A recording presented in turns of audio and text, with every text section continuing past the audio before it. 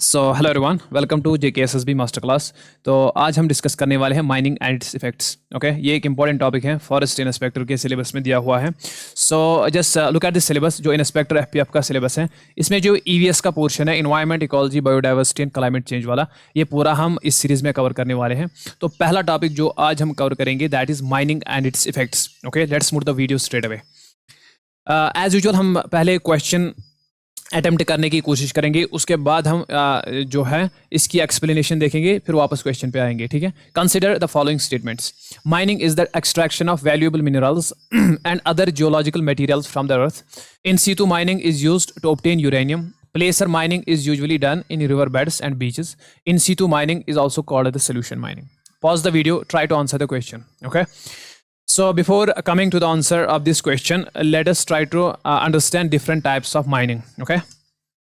देखिए, there are basically 4 types of mining जो आपको एग्जाम परस्पेक्टिव से याद रखने हैं। एक तो बेसिकली आप याद रखोगे सरफेस माइनिंग या open cast mining. Okay, surface mining या open cast mining one and the same.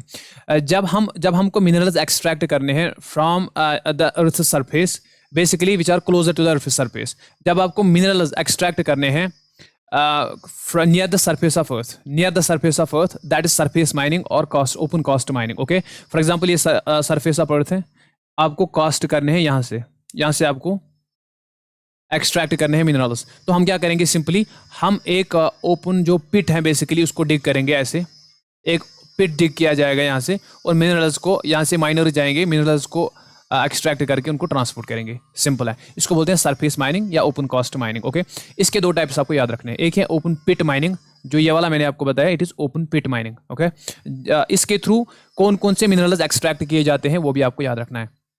Open pit mining के थ्रू एक तो कॉपर, गोल्ड और आयरन, ये 3 चीजें हम एक्सट्रैक्ट करते हैं थ्रू ओपन पिट माइनिंग, ये वाला। ठीक है, उसके बाद स्ट्रिप माइनिंग के थ्रू हम एक्सट्रैक्ट करते हैं कोल और फॉस्फेट। देखो स्ट्रिप माइनिंग क्या होता है, बेसिकली स्ट्रिप मीन्स लेयर्स।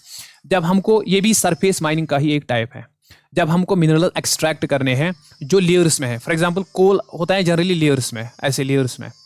तो हम यहाँ पर क्या करते हैं, पहले यहाँ से इस लेयर को हटा के, ये जो सरफेस की लेयर है इसको हटा के इसको एक्सट्रैक्ट करेंगे और ट्रांसपोर्ट करेंगे। फिर इस लेयर को हटाएंगे यहाँ से और इसको एक्सट्रैक्ट करेंगे। तो लेयर्स में जो हम एक्सट्रैक्शन करते हैं इसको बोलते हैं स्ट्रिप माइनिंग। ओके, इस माइनिंग मेथड से हम कोल और फॉस्फेट को एक्सट्रैक्ट करते हैं। I hope you understood these 2 types of surface mining. उसके बाद हमारा आता है अंडरग्राउंड माइनिंग। तो जब हमको अब एक्सट्रैक्ट करने हैं minerals from very deep from the surface of earth. For example ये सरफेस ऑफ अर्थ है और आपको एक्सट्रैक्ट करने हैं मिनरल्स मे बी 10 या 5 to 10 किलोमीटर्स डाउन। ठीक है, यहाँ से। तो इसको हम बोलते हैं अंडरग्राउंड माइनिंग। ठीक है, यहाँ पर क्या होता है, अगर मिनरल्स लोकेटेड है deep below the earth surface, उसको हम बोलेंगे अंडरग्राउंड माइनिंग। यहाँ पर टनल्स और शाफ्ट्स का इस्तेमाल किया जाता है। ऐसे टनल्स डिग की जाती हैं, ऐसे जो वर्टिकल टनल्स होती हैं इनको हम बोलते हैं शाफ्ट्स। ठीक है, और फॉर एग्जाम्पल यहाँ कोई मिनरल है, पैच है, तो यहाँ एक और टनल बनाई जाएगी। ठीक है, इनको हम बोलते हैं शाफ्ट्स या टनल्स। ठीक, तो ये जो वाला मेथड है अंडरग्राउंड माइनिंग वाला, जहाँ पर हमें बहुत नीचे जाना पड़ता है, ये बहुत ही एक्सपेंसिव होता है। ऑब्वियसली इसमें खर्चे ज़्यादा आएंगे and it is also very dangerous. इसमें कौन कौन से डेंजर है वो हम आगे डिस्कस करेंगे। ओके, तो point number 3 is that is in situ mining, और उसको हम बोलते हैं solution mining. Okay, very important this one, कि जब हम यहाँ पर हम डिगिंग नहीं करते हैं, इस वाली माइनिंग में हम डिगिंग नहीं करते हैं, कि हम क्या करते हैं, बेसिकली सिंपली एक होल क्रिएट करते हैं। अगर हमें यहाँ से कोई चीज़ एक्सट्रैक्ट करनी है, हम एक होल क्रिएट करेंगे यहाँ तक, और इसमें हम सॉल्वेंट को पंप इन करेंगे। सॉल्वेंट क्या करेगा, इस मिनरल को डिसॉल्व करेगा, और यहाँ बनेगा सोल्यूशन। ये जो सोल्यूशन है उसको वापस पंप इन किया जाएगा ऑन द सरफेस ऑफ अर्थ। फिर यहाँ से इस सोल्यूशन में से इस मिनरल को वापस एक्सट्रैक्ट किया जाएगा। I hope you understood this concept. Solvent ये एसिडिक भी हो सकता है, अल्कलाइन भी हो सकता है, डिपेंड्स अपॉन द हमें कौन सा मिनरल एक्सट्रैक्ट करना है। ठीक है, इस सॉल्वेंट को हम इंजेक्ट करेंगे इनटू द डिपॉजिट, मीन्स जो मिनरल है उसको जिसको हमें एक्सट्रैक्ट करना है, उसमें हम इस सॉल्वेंट को डालेंगे वो जो मिनरल है वो डिजॉल्व हो जाएगा, ओके, फिर उसको वापस पंप आउट करके उसको वहाँ उस सोल्यूशन में से निकाला जाएगा, ठीक, सिंपल। तो इस मेथड से, इस टेक्निक से हम कॉपर को एक्सट्रैक्ट करते हैं, पोटैश को एक्सट्रैक्ट करते हैं, साल्ट को एक्सट्रैक्ट करते हैं, और सबसे इंपॉर्टेंट जो यूरेनियम एक्सट्रैक्शन होती है, यूरेनियम एक्सट्रैक्शन, वो भी इन सीटू माइनिंग या सोल्यूशन माइनिंग से ही होती है। यहाँ पर कोई डिगिंग नहीं होती है, ठीक है। इसको हम आयन एक्सचेंज या सॉल्वेंट एक्सट्रैक्शन भी आप बोल सकते हो, ठीक, वेरी इंपॉर्टेंट। उसके बाद fourth one is placer mining. प्लेसर mining is simple, basically जो आप एल्यूवियल डिपॉजिट्स देखते हो ना रिवर बेड्स पे, एल्यूवियल डिपॉजिट्स, जो रिवर अपने साथ एल्यूवियल सॉइल लाती है, फिर रिवर बेड्स पे एल्यूवियल डिपॉजिट्स बनते हैं, ठीक। इन एल्यूवियल डिपॉजिट्स में मिनरल्स होते हैं जैसे जेमस्टोन्स, गोल्ड, प्लेटिनियम। तो इनको एक्सट्रैक्ट करने के लिए जो मेथड्स हैं उनको बोलते हैं placer mining, that is placer mining. Simply क्या किया जाता है, वाटर से इसको वॉश अवे किया जाता है, वाटर से इसको वॉश करेंगे और यहाँ से जो पार्टिकल्स आप छोटे छोटे वो होंगे, गोल्ड या कहीं जगह जेमस्टोन्स या प्लेटिनियम भी एक्सट्रैक्ट करते हैं लोकल्स, ठीक है। This is known as placer mining, okay. तो एक क्विक रिवीजन मैं आपको देता हूँ इस चीज़ का। देखिए, सबसे पहले हमने पढ़ा कि सरफेस माइनिंग, 4 टाइप की माइनिंग हमने पढ़ी। सबसे पहले सरफेस माइनिंग या ओपन कास्ट माइनिंग, जब हमें मिनरल्स एक्सट्रैक्ट करने हैं, कौन से minerals which are closer to the surface of earth, उसको बोलेंगे हम सरफेस माइनिंग, ओके।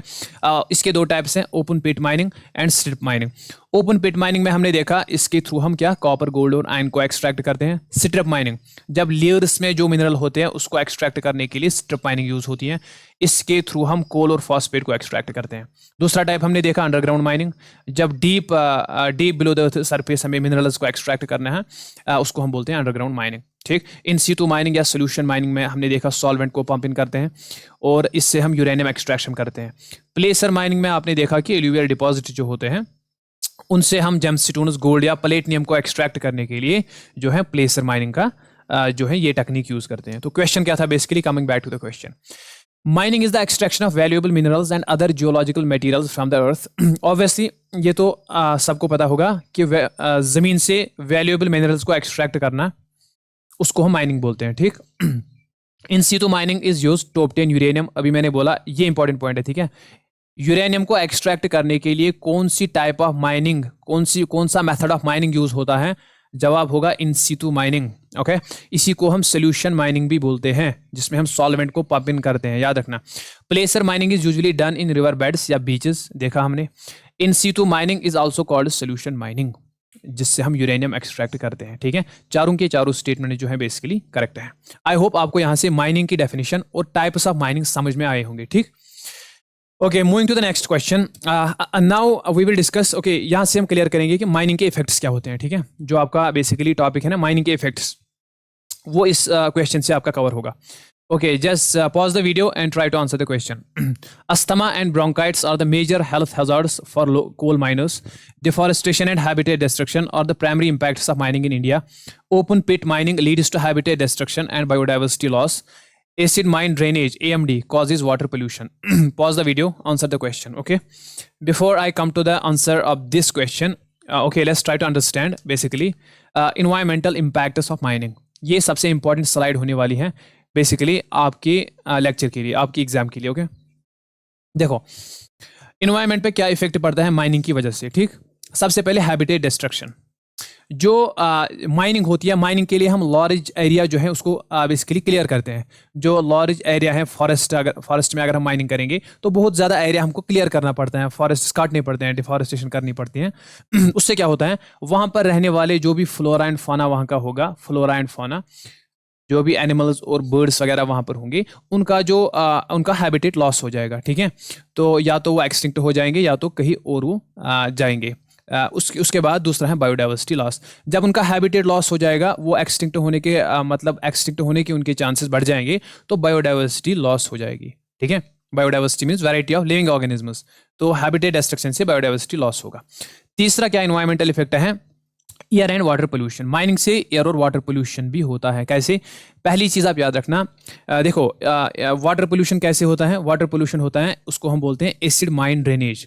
ये क्या होता है, जो सल्फाइड मिनरल्स होते हैं रॉक में, जो सल्फाइड मिनरल्स होते हैं, याद रखना, वो रिएक्ट करते हैं एक तो एयर से, दूसरा वाटर से, वो बनाते हैं सल्फ्यूरिक एसिड। जब सल्फ्यूरिक एसिड बनता है, यही सल्फ्यूरिक एसिड फिर बाद में जो है रिवर्स के थ्रू वाटर बॉडीज में जाता है और वहाँ पर जो एक्वेटिक लाइफ है जैसे फिश वगैरह, उनको हार्म पहुँचाता है। I hope you understood this कि वाटर पोल्यूशन माइनिंग से कैसे होता है। ठीक, जो एयर पोल्यूशन है, एयर पोल्यूशन कैसे होता है?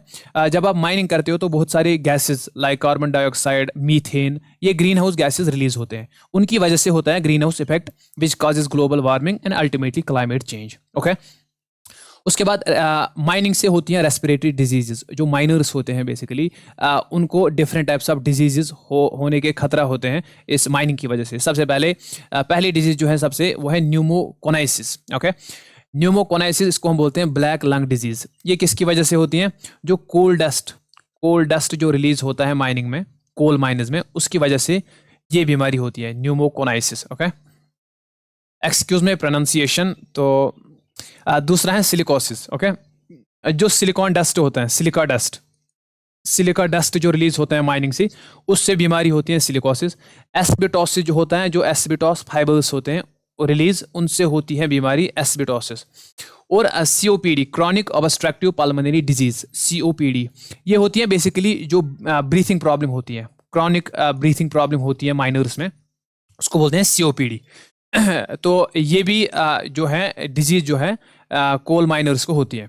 ठीक है, तो उसके बाद इन रेस्पिरेटरी डिजीज के अलावा एक और चीज़ होती है माइनिंग से, that is involuntary resettlement.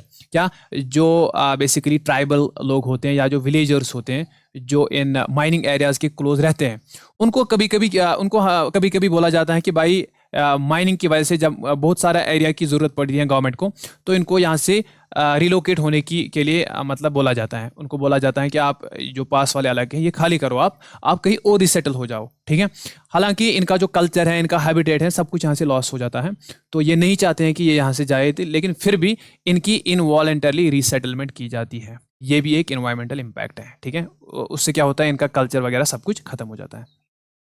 Land degradation एक इम्पैक्ट है माइनिंग का। ऑब्वियसली जब आप डिफॉरेस्टेशन देखो, जब आप डिफॉरेस्टेशन करोगे, डिफॉरेस्टेशन उससे क्या होगा, जो सॉइल है, टॉप सॉइल है, उसमें जो है फर्टिलिटी खत्म हो जाएगी और सॉइल इरोजन का खतरा, सॉइल इरोजन हो जाएगा, क्योंकि डिफॉरेस्टेशन, पिछले वीडियो में हमने पढ़ा कि डिफॉरेस्टेशन से सॉइल इरोजन होती है।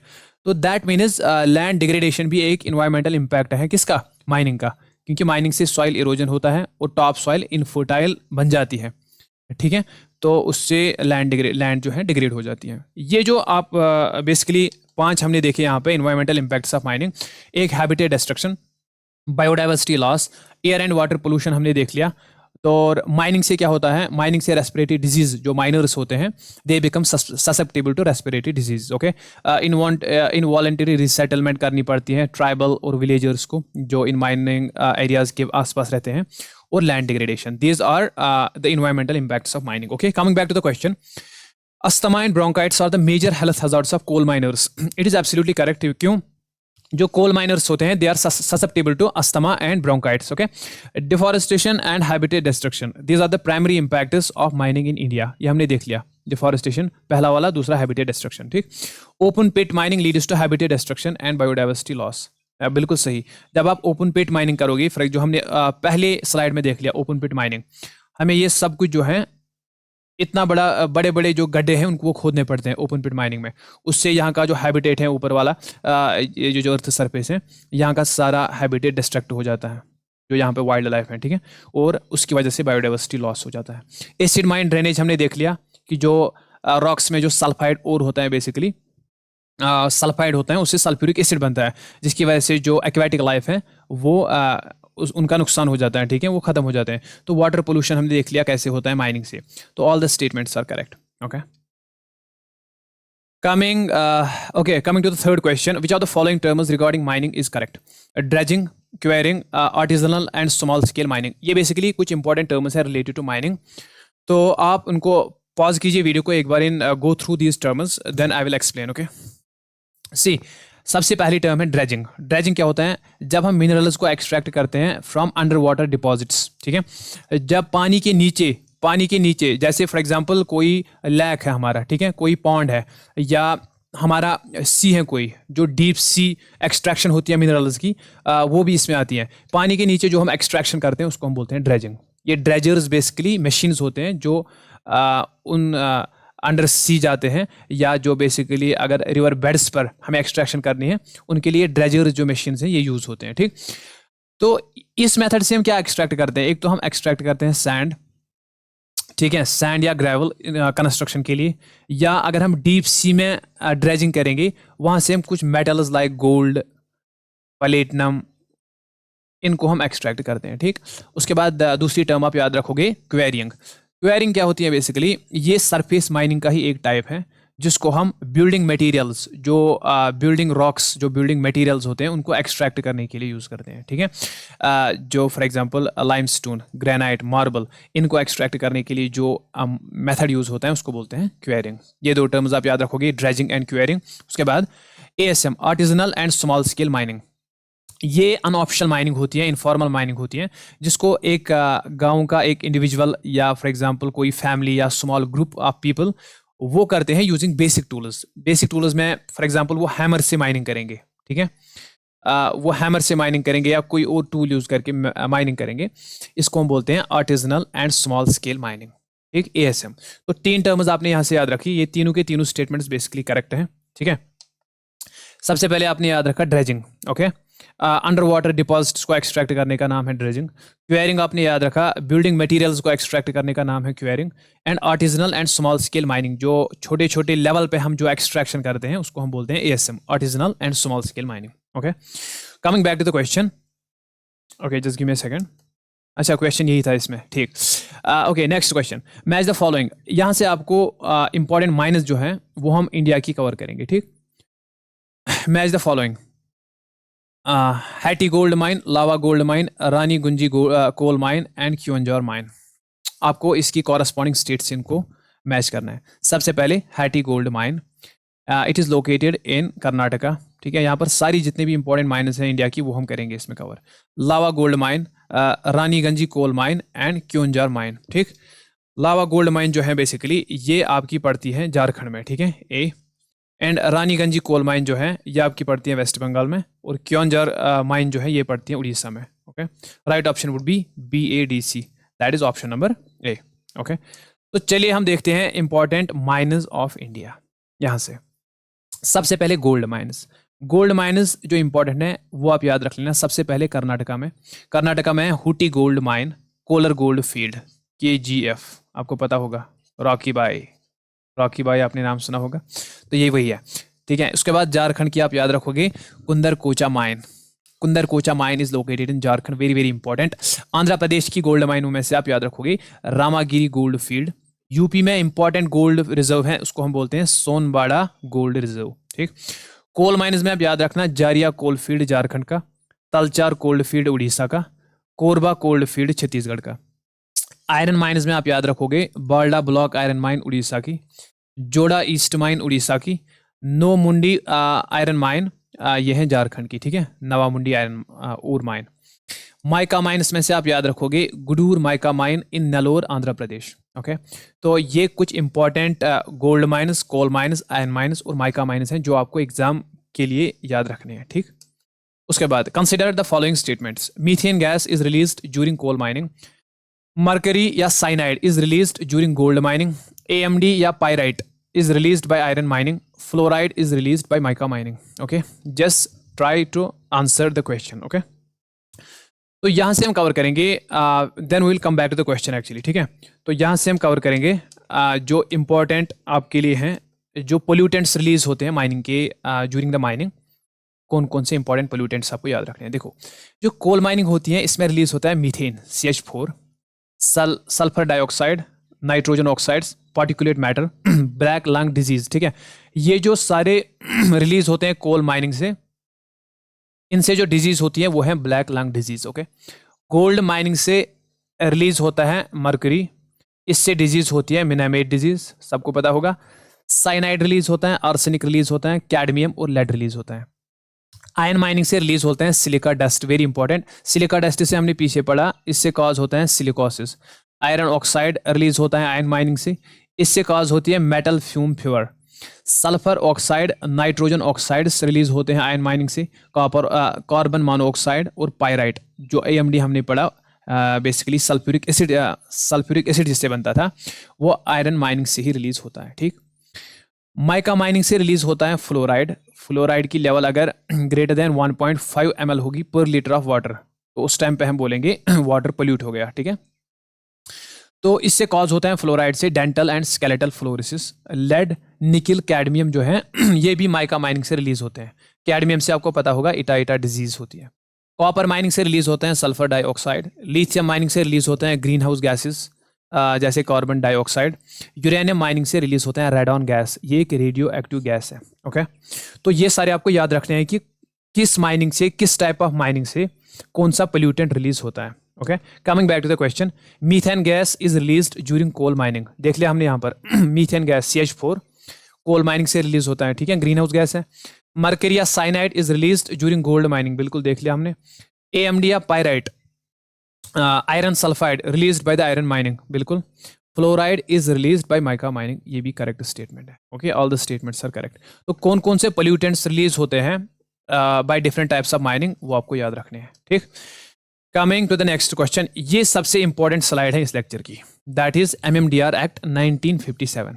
Okay, MMDR Act regulates mining sector in India. Auction-based allocation of mining lease was introduced by 2015 amendment.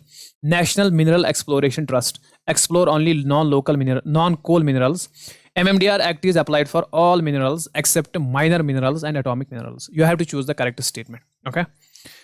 I hope you answer the question. अब हम पढ़ते हैं MMDR Act के बारे में. Then we will try to answer the question. Okay.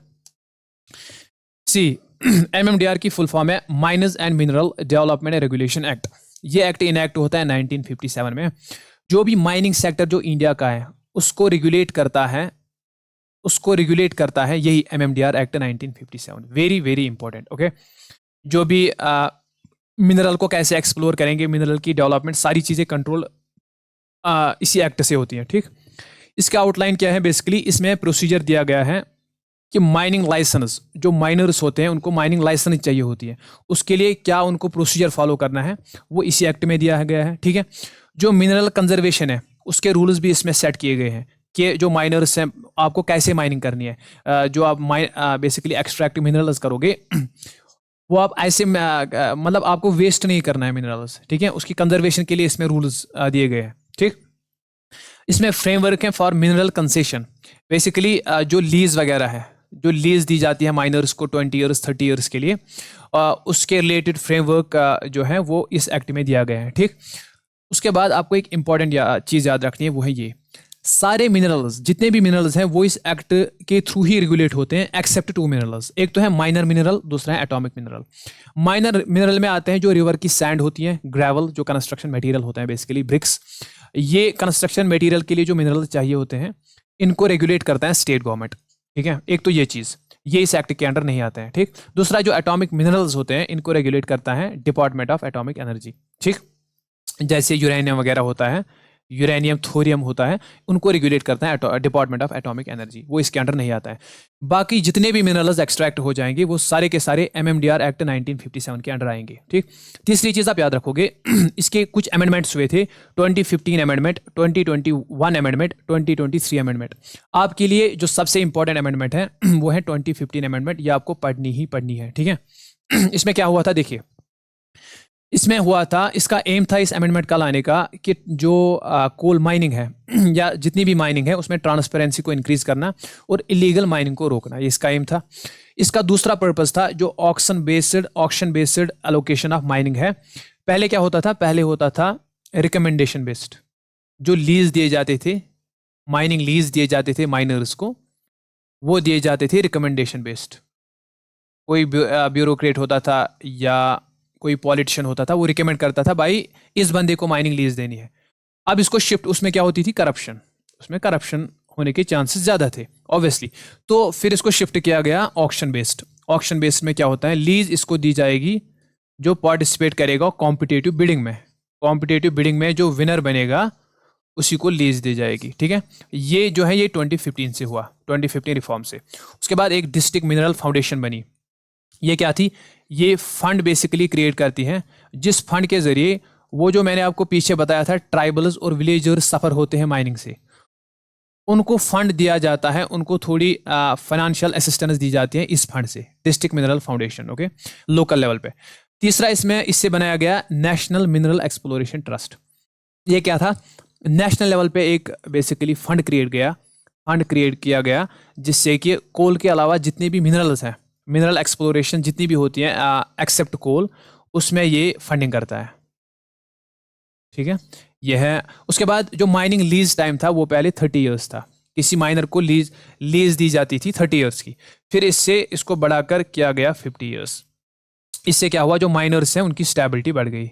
हाँ भाई, हम 50 साल के लिए हमको लीज मिल रहे हैं, ठीक। इलीगल माइनिंग के लिए जो पनिशमेंट थी उसको और स्ट्रिक्ट किया गया, 2 साल की जेल और हाई फाइन जो है इम्पोज किए गए उस पर जो इलीगल माइनिंग करेगा, ठीक। ये थी 2015 की रिफॉर्म, किसमें, MMDR एक्ट 1957 में। वेरी वेरी इंपॉर्टेंट, ठीक है। माइनिंग में अगर कुछ भी नहीं करोगे ना, ये वाला जरूर कर लेना, MMDR एक्ट 1957, और आगे एक एक्ट है, ये 2 चीजें जरूर कर लेना, ठीक। तो आते हैं वापस क्वेश्चन पे। देखो, MMDR act regulates mining sector in India, बिल्कुल सही। Auction based allocation of mining lease was introduced by 2015 reform, अभी देखा हमने। नेशनल मिनरल एक्सप्लोरेशन ट्रस्ट, ये नेशनल लेवल पे बनाया गया, ये एक्सप्लोर करता है ओनली नॉन कोल मिनरल्स, कोल को छोड़ के जितने भी मिनरल्स हैं उसकी एक्सप्लोरेशन के लिए फंडिंग करता है, ठीक। MMDR act is applied for all minerals except minor minerals and atomic minerals, देख लिया हमने। ये डिपार्टमेंट ऑफ एटॉमिक एनर्जी के अंडर आता है, ये वाले। और माइनर मिनरल्स को कौन देखता है, स्टेट गवर्नमेंट। बाकी सारे मिनरल्स MMDR एक्ट 1947 के अंडर आते हैं। तो all the statements are correct, okay. Next question, which of the following statements is correct. पहला, Dhanbad coal mine disaster happened in 1965। Chasnala mining disaster is a coal mining disaster. अब यहां से हम cover करेंगे इंपॉर्टेंट माइनिंग डिजास्टर्स जो हुए हैं in the history of India, वो हम कवर करेंगे, ठीक है।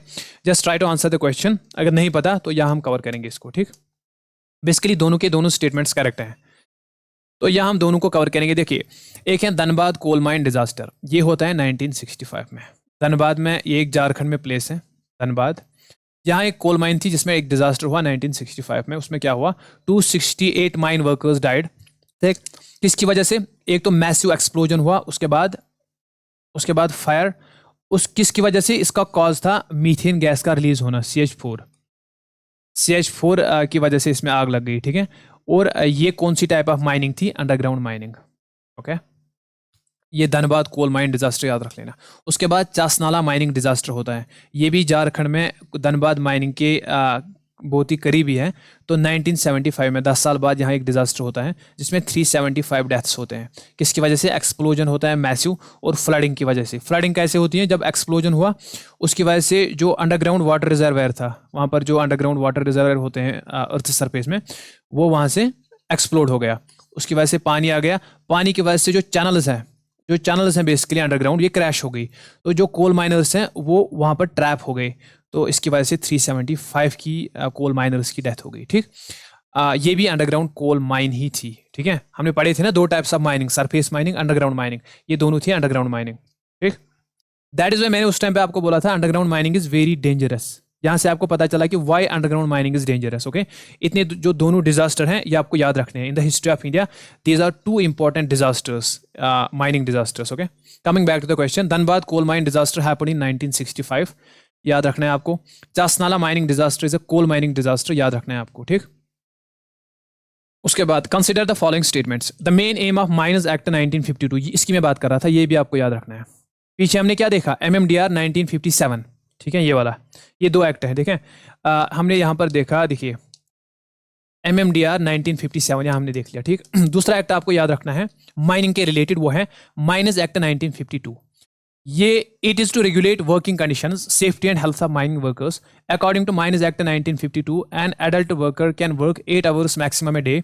This act is administered by the Ministry of Labour and Employment. Miners Act 1952 came into force on 1st of July 1952. Try to answer the question. चलो हम पहले सीख लेते हैं miners act 1952, then we will come back to the question, okay.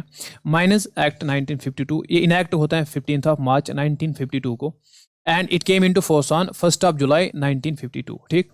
इसका basic सा फंडा ये याद रख लेना कि ये जो वर्किंग कंडीशन होती है, सेफ्टी होती है कोल माइनर्स की, जो माइनिंग वर्कर्स होते हैं, जो माइनिंग, सॉरी मैं कोल बोल रहा हूँ, जो माइनिंग ओवरऑल माइनिंग वर्कर्स होते हैं, उनकी सेफ्टी, उनका हेल्थ और उनकी जो वर्किंग कंडीशन है उसको रेगुलेट करने के लिए ये जो एक्ट है माइनस एक्ट 1952 आया। ठीक है, जब वहाँ आपने देख लिया इतने बड़े बड़े डिजास्टर हो गए, फिर यहाँ पर इनको लगा कि अब कोई एक्ट लाना है हमें जिनमें हम इंश्योर करेंगे safety of these mine workers. ठीक है, उसके लिए फिर लाया गया माइनस एक्ट 1952। इसकी मिनिस्ट्री आप याद रख लेना, ministry of labour and employment इसको एडमिनिस्टर करती है। इसमें कुछ की प्रोविजन आप याद रखना। पहला, ड्रिंकिंग वाटर का प्रोविजन है इसमें कि भाई जो माइन वर्कर्स हैं उनके लिए ड्रिंकिंग वाटर अवेलेबल रखो। ठीक है, कोई माइन वर्कर 6 दिन के अलावा, एक वीक में 6 दिन के अलावा काम नहीं करेगा, ये इसमें लिखा है। सैनिटेशन का प्रोविजन है, सफाई का। फर्स्ट एड का ख्याल रखा जाएगा माइन वर्कर्स के लिए। वेंटिलेशन के लिए प्रोविजन है, क्योंकि अंडरग्राउंड माइनिंग जब करेंगे तो वेंटिलेशन होनी चाहिए वहाँ पर, उसके लिए प्रोविजन है इस एक्ट में। डस्ट कंट्रोल मेजर लेने की बात इसमें की गई है, क्योंकि इससे बहुत सारी डिजीज होती हैं जो हमने वहाँ पर देखे।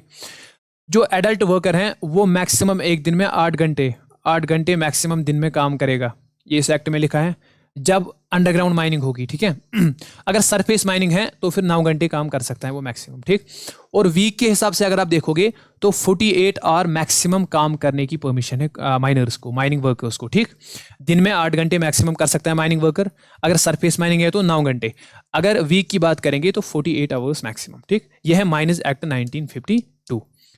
तो क्वेश्चन क्या था? The main aim of mines act is to regulate working condition, safety and health to mining workers. बिल्कुल, according to mines act 1952 adult worker can work 8 hours maximum in a day. अभी हमने देख लिया। This act is administered by ministry of labour and employment. बिल्कुल, mining act 1952 came into force on 1 July 1952, ये भी याद रख लेना। ठीक, ये दो एक्ट जो हैं अच्छे से आप करके जाना बिफोर द एग्जाम, इनमें से आपका क्वेश्चन डन है। उसके बाद आप याद रखना इंपॉर्टेंट माइनस, ये वेरी वेरी इंपॉर्टेंट माइनस जो इंडिया की है वो आपको याद रखनी है। ठीक, देखो ये लार्जेस्ट माइनस है इंडिया की। एक है जेवरा ओसी माइन, ठीक है, ये कोल माइन है छत्तीसगढ़ में। चीरिया माइन आप याद रखोगे, ये आयरन ओर की माइन है झारखंड की। सिंदेश्वर खुर्द माइन है, सिल्वर की माइनिंग इसमें होती है राजस्थान में। दियोगर माइन है, बॉक्साइट की माइन है, बॉक्साइट इसमें एक्सट्रैक्ट किया जाता है उड़ीसा में। हटी गोल्ड माइन ये हमने देख ली कर्नाटक में। एंड जडुगुड़ा माइन यूरेनियम इससे एक्सट्रैक्ट किया जाता है, ये भी है झारखंड में। ये इंपॉर्टेंट कुछ mines, just go through this mines once or twice, ये आप दिमाग में बिठा लेना। ठीक है, सबसे इंपॉर्टेंट इसमें है ये वाली रानीगंज कोल फील्ड्स। ठीक है, क्यों इंपॉर्टेंट है? This is basically first mine in India, ये एस्टैब्लिश होती है 1774 में। ठीक, ये इंपॉर्टेंट है, ये वाली याद रख लेना। और इसमें आप ये वाली इंपॉर्टेंट है, ये दो इंपॉर्टेंट है। ठीक, तो this was all for the lecture. I hope you enjoyed the lecture. बाकी जितने भी ईवीएस के टॉपिक्स हैं वो सारे हम कवर करेंगे। इसके अलावा याद रखना जो नोट्स हैं, बेसिकली नोट्स आपको इसकी पीडीएफ आपको टेलीग्राम चैनल पे मिलेगी।